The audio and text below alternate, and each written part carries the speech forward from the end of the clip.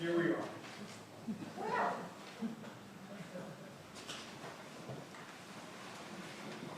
Well, how does it feel to be an old married lady? oh, it's too soon to ask me that. We've only been married about 3 hours. We have been married exactly 2 hours and 26 minutes. It seems longer. No, it isn't 6:30 yet. It seems later. I guess it's because it starts getting dark so early. Does it that? I guess the nights are going to be pretty long from now on. I mean, it just starts getting dark early. Oh, I have no idea where I am or what it's all about. I'm so mixed up. I don't see how people do it every day. Do what? Get married. When you think of all the people all over the world getting married, like it was nothing. Chinese people and everybody. Well, let's not think about a lot of Chinese. We've got something better to think about. And how does anybody know what's going to happen next? Let them worry about it. We don't have to worry about it. We know darn well what's going to happen next. I mean, we know it's going to be great, don't we? Oh, of course, but for a lot of people, it doesn't turn out so well. Let them worry about it. It's their problem. Look, this is no way to start a honeymoon. I mean, look at us, all married and everything. I mean, the wedding all done and everything.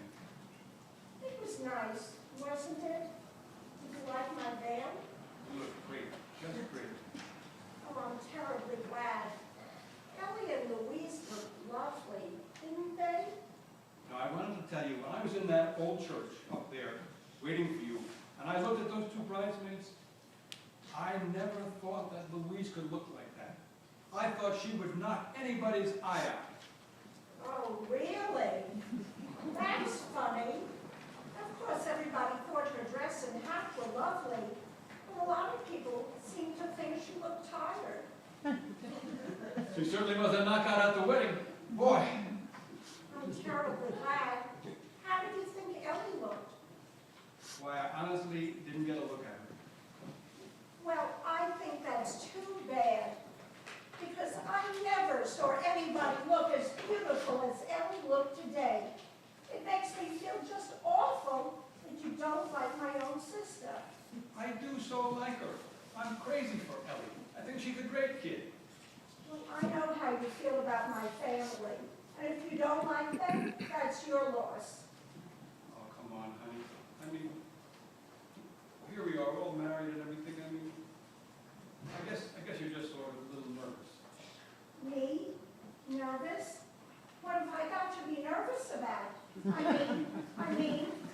A lot of times they say that girls get iffy and nervous thinking about, and afterward everything will be all right. I mean, pretty soon we'll be getting into New York.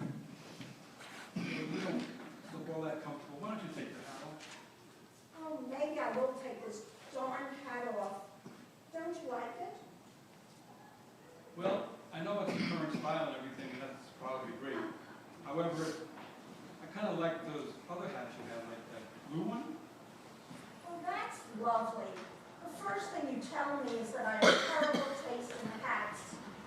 You didn't say anything like that. I was only... What you don't seem to realize is this hat cost $22, and that horrible old blue thing you're so crazy about cost $3.95. I don't give a darn what they cost. What do I know about hats? I mean, I'm sure I'll get to like this one once I get used to it. I mean, what do I know about women's hats? Maybe you should have married Louise. You like her taste in hats. Maybe you should have married Joe Brooks. I suppose he could have given you all the 22-hour hats you wanted. Well, maybe I'm sorry I didn't. Joe Brooks has always been fond of me. Oh yeah, he's fond of you. He's so fond of you, he didn't even send a wedding present. Well, I happen to know he's been away on business. And as soon as he comes back, he's going to give me anything I want for the apartment. I don't want anything he gives you in our apartment. Anything he gives you, I'm going to throw right out the window. That's what I think of your friend Joe Brooks. How the hell do you know where he is and what he's going to do?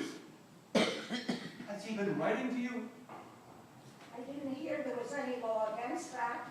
I guess there isn't, but I don't want my wife getting letters from cheap traveling salesmen. You've got a lot of nerve to talk. You and your friend Louise. All you talk about is Louise. Oh, I shouldn't have said that. I thought it would make you laugh. Well, it didn't. It certainly didn't. Well, look, honey, this is our honeymoon. We ought to be laughing, too. Is there anything special you want to do tonight? Well, I've got a few letters I have to write. After you've written your letters, I could probably buy you a magazine or a bag of peanuts. What?